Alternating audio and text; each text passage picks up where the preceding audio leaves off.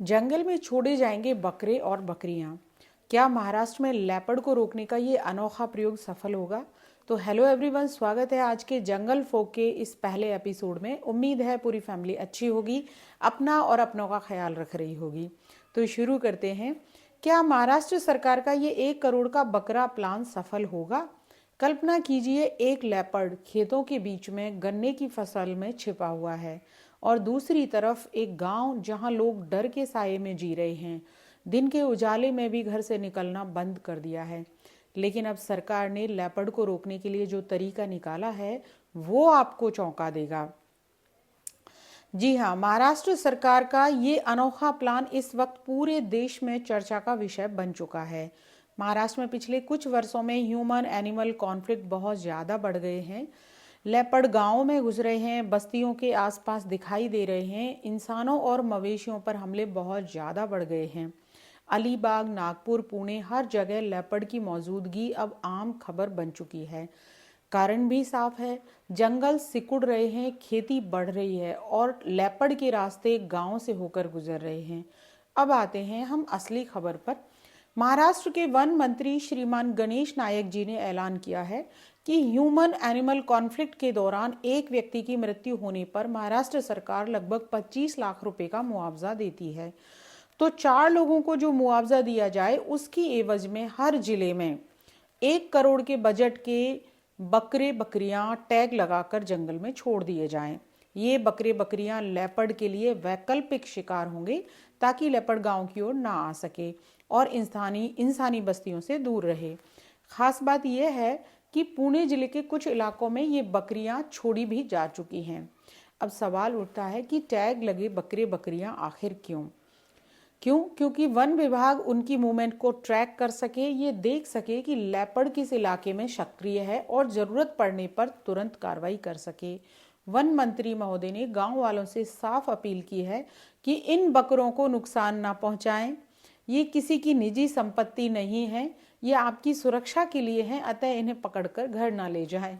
लेकिन कहानी यहीं खत्म नहीं होती। वन्य जीव विशेषज्ञ इस योजना पर सवाल उठा रहे हैं।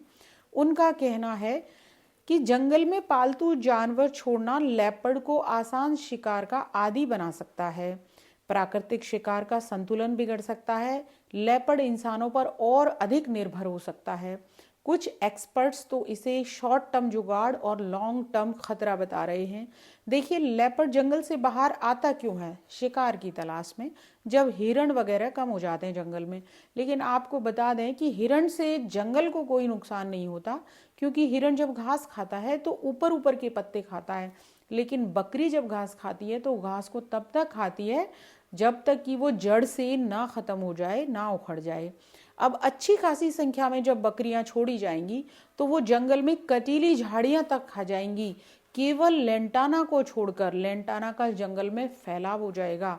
बाकी मिट्टी की परत कमजोर हो जाएगी क्योंकि वेजिटेशन घटेगा, सॉइल इरोजन बढ़ेगा, पूरी पारिस्थितिकी में नकारात्मक परिवर्तन आने लगेंगे। इसके अलावा बकरी एक पालतू जानवर है, वो बार बार बस्तियों की तरफ आएगी, खेतों की खड़ी फसल को नुकसान पहुंचाएगी और वो बची रही तो, क्योंकि आसपास के लोग ही उसको पकड़कर ले जाएंगे, बार बार बस्तियों की तरफ आएगी तो लेपर्ड भी उसका पीछा करते हुए बस्तियों की तरफ आएगा और इंसानों के लिए बड़ा खतरा बनेगा। अब इसके बारे में सरकार का पक्ष जानते हैं।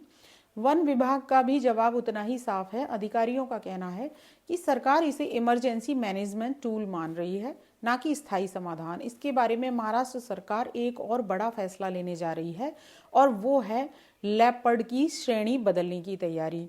लेपर्ड को वन्य जीव संरक्षण अधिनियम की अनुसूची 1 से हटाकर अनुसूची 2 में लाने का प्रस्ताव पेश किया गया है। इससे क्या होगा? इससे होगा कि स्थानीय वन अधिकारियों को इन्हें तुरंत पकड़ने और एक स्थान से हटाकर दूसरे स्थान पर ले जाने का अधिकार मिलेगा। सरकार से अनुमति का इंतजार नहीं करना पड़ेगा। पुणे के सीसीएफ के मुताबिक ये प्रक्रिया बहुत लंबी है, लेकिन सरकार इसे तेजी से आगे बढ़ाना चाहती है।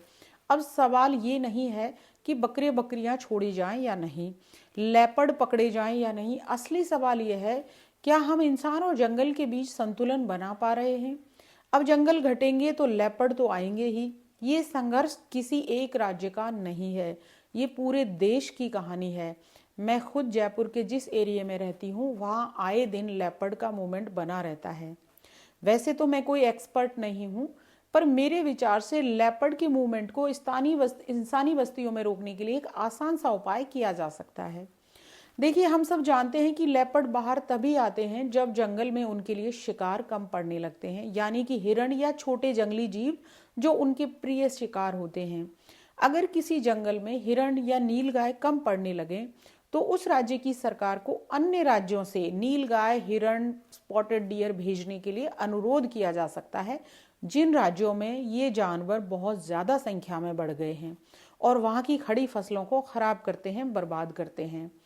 वैसे भी जहाँ इनकी संख्या बहुत ज़्यादा बढ़ जाती है वो राज्य खुशी खुशी और बिना किसी कीमत के इन्हें फ्री में उपलब्ध करवा सकते हैं, तो दोनों राज्यों की समस्या का समाधान किया जा सकता है।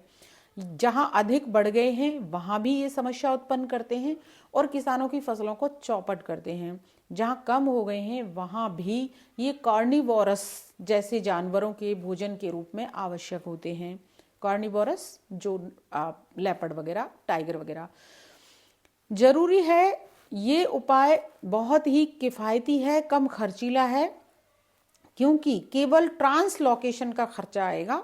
एंटीलोप जैसे स्पॉटेड डियर, नीलगाय, जरख को ट्रांसलोकेट किया जा सकता है। एक टर्म होती है रीवाइल्डिंग और एक टर्म होती है ट्रांसलोकेशन, दोनों में बहुत फर्क है।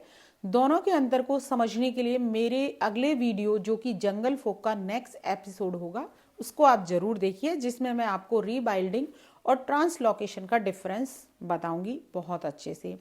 तो हम बात कर रहे थे कि एंटीलोप्स और हर्निवोरस जो कि घास खाने वाले जानवर हैं जैसे नीलगाय, स्पॉटेड डियर या हिरण आदि का ट्रांसलोकेशन किया जा सकता है, क्योंकि जब ये जंगल के जानवर दूसरे जंगल में छोड़े जाएंगे तो किसी तरह की पारिस्थितिकी तंत्र को डिस्टरबेंस नहीं करेंगे।